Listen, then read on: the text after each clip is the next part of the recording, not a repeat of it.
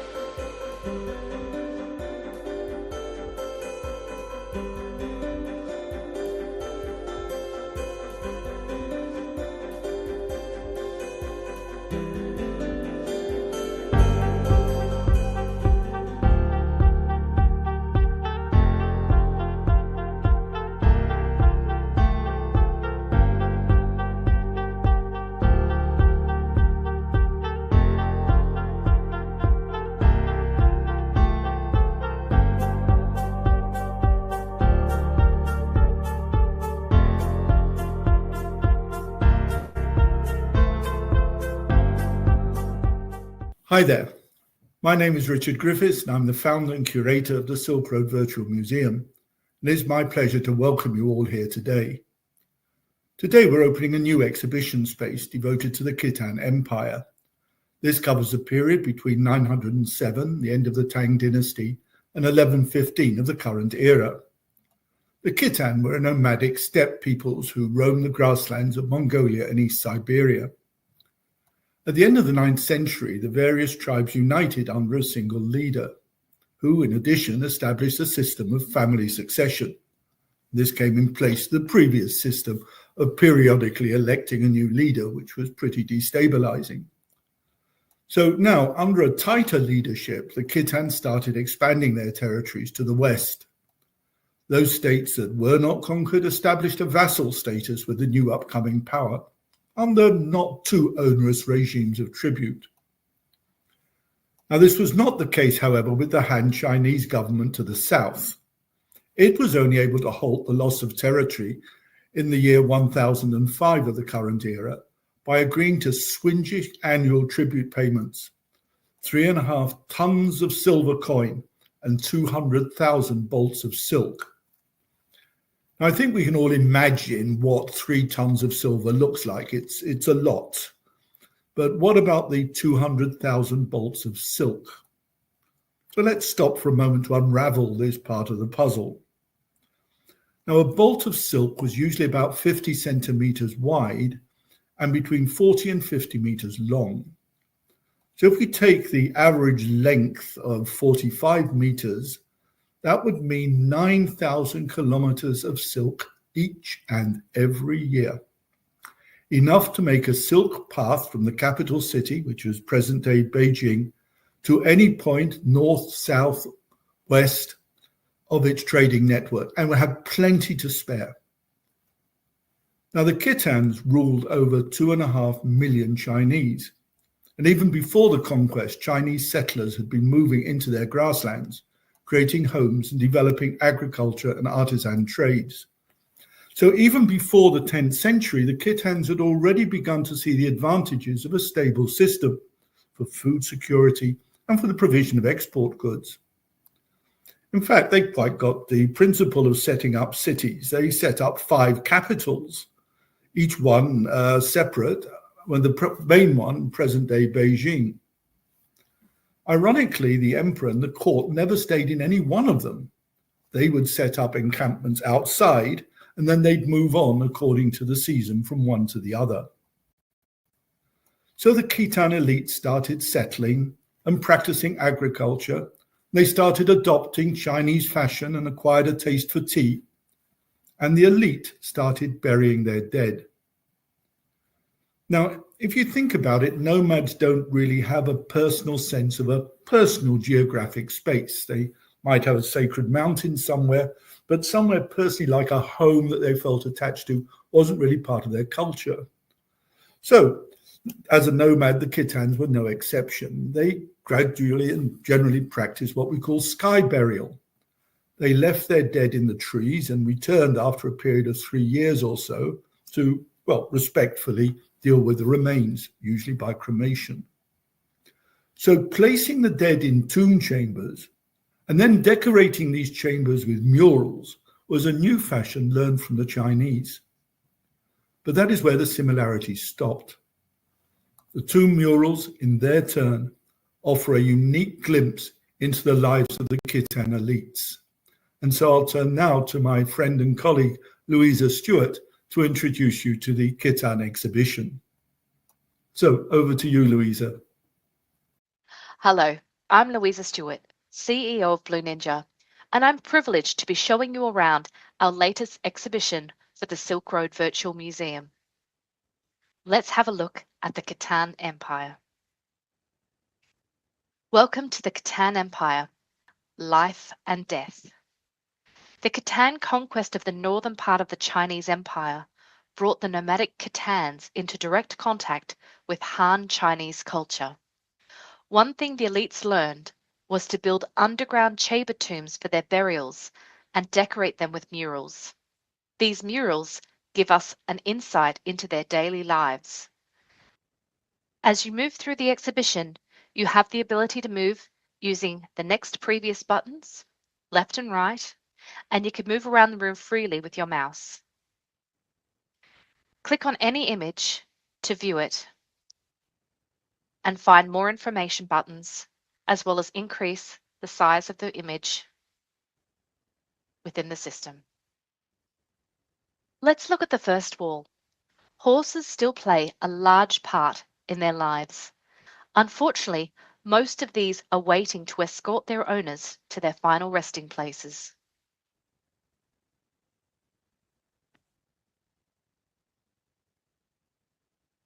But wait, here at the bottom, they're playing polo, a typical step game for developing the skill and agility of both horse and rider.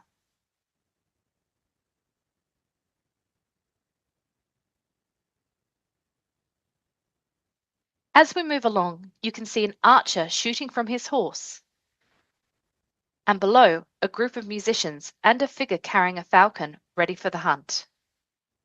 The next group shows groups preparing to dine, and the sizzling dumplings look gorgeous.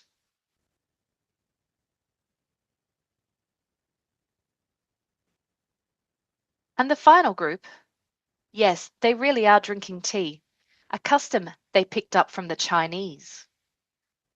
And so we continue around different daily activities.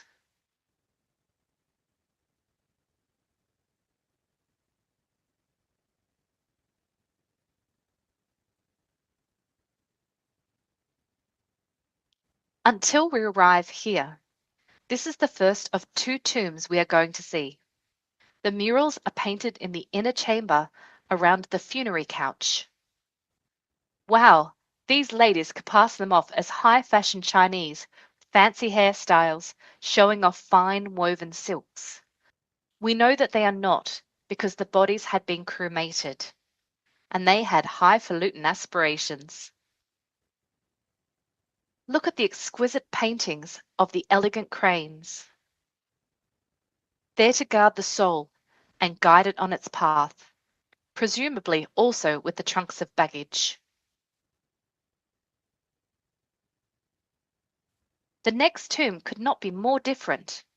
On the left panel, the final journey is being prepared. The riderless horse and the wagon stand ready. But look at the background. No yurts or horses, but quite farming scenes, showing the adaptation in lifestyles by part of the population. In the center, the final banquet table has been prepared. Note the two dogs playing at either side of the table. And on the right, the attendants are ready to enter. But look behind them. No 4 cranes as guardians, but just about every auspicious symbol he could assemble. Just don't ask me what an axe balancing on an open orange lotus flower that is being carried on the back of a green snake could mean. From here, we come to the entrance of the tomb of the Princess of Chan. Follow the arrow because that's where we're going next. The Princess of Chan is dead, the granddaughter of the emperor. She was just 18 years old. I love this picture. The grouping of the sorrowful faces around the bier bearing the body. But we have to navigate around this or click on the panel behind it. The 2 panels explain the original tomb layout and the Khitan burial practice. The Khitan elite may have copied the Chinese practice of tomb burial, but it stopped there. You can read those for yourself. The reason we are here is because the tomb had not been plundered. There in front are the gilded funeral masks of the princess and her consort. She is on the left. The silver pillows upon which they rested their heads, the golfed belt worn by the prince, the gilded silver boots they wore, and a few bits of bling. Take a step further back, and we can admire the gilded silver crowns that each wore. Hers is on the left, his on the right. But we are not here for the bling. Gold and silver formed only 5% or so of the objects found in this tomb. Let's drift left to right. By far the largest number of objects were made from amber. When you look at them, you must remember that time has changed their color and their original golden honey look. The amber came from 6,000 kilometers away in the Baltic. You can look at the Viking exhibition for a view of the other end of this trade. It is testimony that the steppe Silk Road was very much alive in the period. The jewelry was often made up with precious stones and pearls. These, together with things like peacock feathers and exotic animals, came from tribute from the defeated Western powers. A little further to the right, and we find glass, highly prized, that had originated in Persia, as well as some domestically produced ceramics. The next wall is devoted to jade, not the green favored by the Chinese, but mutton white jade that came from the mines 3,000 kilometers away. Jade was the second most precious material, about 10% of the total.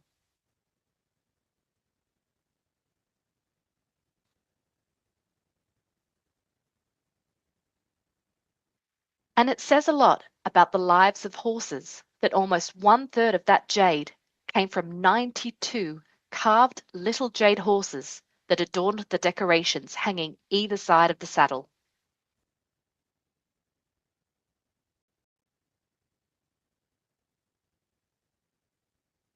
The contents of the tomb are safe in museums, but that is not the case for the site. The exhibition ends by looking at the flooding that nearly destroyed the tomb and its murals. Thank you for joining us on this walkthrough of the Khitan Empire. Okay, Louisa, thank you very much for that virtual tour. And I'm pleased to say that we've had some questions from our newsletter readers.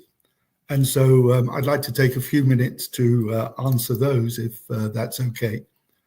So the first question is from Singapore, and that is basically, where did the Khitan come from and when were they known? Well, as I said at the beginning, the Khitan basically is a nomadic tribe, and it's part of the same tribe that was plaguing China's northern borders as long ago as the start of the Han dynasty, that is about 200 years before the current era. They also lay in the way of the Han's ambitions to expand the trade networks to the west. But the Khitan begin to appear as a separate group in the Chinese literature in the 4th century of the current era, but only as a distinct tribal force in the 8th century. So after about the middle of the Tang dynasty, when they became militarily and politically embroiled with Tang dynasty China. And it's at that stage from the Chinese literature side that we begin to know a little bit about them. Now, the next question then is from the United States, and it asks basically, does the Khitan have a written language and has it been deciphered? And the answer is, yeah, the Khitan had 2 scripts, one called large script and one called small. And the script itself is similar to Chinese, but with different functions, different grammar, and a different vocabulary. And they've only partly been deciphered, and that's because there are several problems. First case, there's no bilingual text available, like the Rosetta Stone, where you get a text actually translated, and that doesn't happen. And the other problem is we've only got a small number of Khitan text in either of the scripts, so there's not a great deal to actually go on in terms of a universe of descriptive vocabulary. And finally, the unique language structure places it apart. We can't even begin to compare the grammar with any known grammar at the moment. Now, I'm asked, where can you find more material? And basically, I'm sorry to say, there's a lot of free online articles, so you can see what's happening. But when we were compiling the e-library, we thought that they were a little too technical to be included.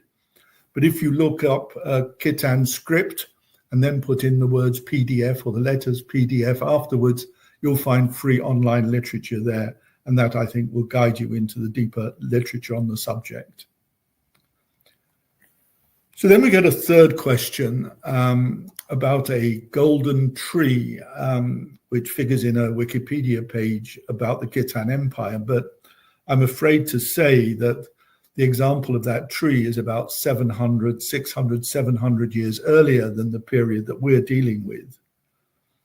Now, the writer himself suggests that it could be what was called a tree of life.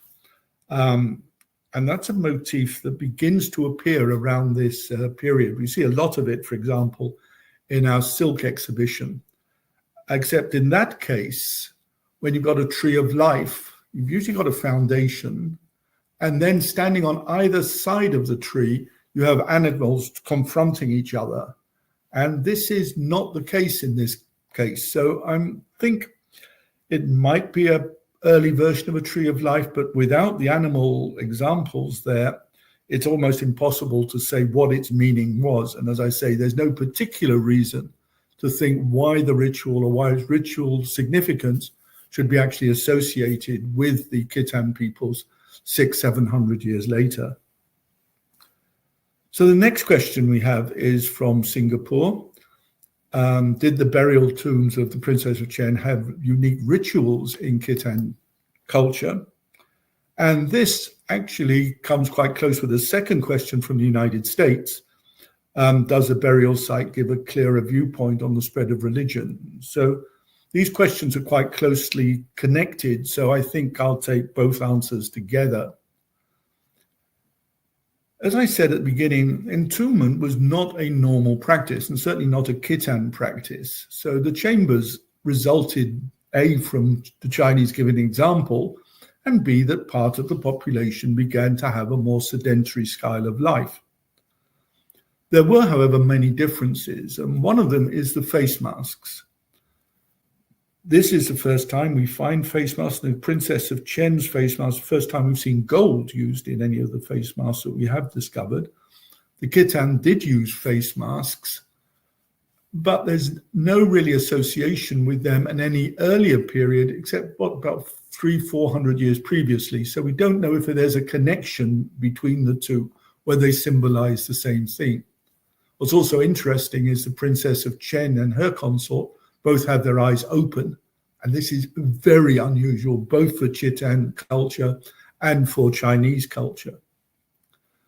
But the second, and if you like, more bizarre practice is that abandoning the limbs of the corpse separately and then tying the limbs and the whole body with a sort of copper mesh, if you were poor, and with a gilded mesh, if you were richer. So the Princess of Chen, the consort, had their entire bodies, arms and legs separately covered in this mesh of wire, even linking up to their head mask and to their boots. So there's not a single part of their body that's exposed. And this is a very unique way of burial. We don't know what it means. Is it a way of protecting the body from outside evil? Is it a way of keeping the body whole and stopping it falling apart for some sort of afterlife? Were there any other religious beliefs? Well, yeah, okay. Taoist symbols do get employed in the funeral motifs, but we're never sure whether they've got the same meaning, that the Khitans see it in the same way or interpret it in the same way as contemporary Chinese would have done. That the Princess of Chen believes that there was an afterlife seems quite clear. She brought the dinner service with her and enough materials to mount horses for herself and her consort.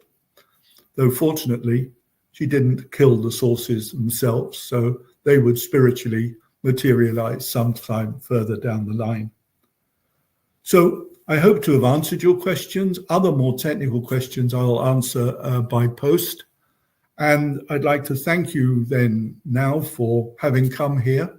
I hope you'll go and visit the new exhibition and any of the other exhibits you haven't seen yet.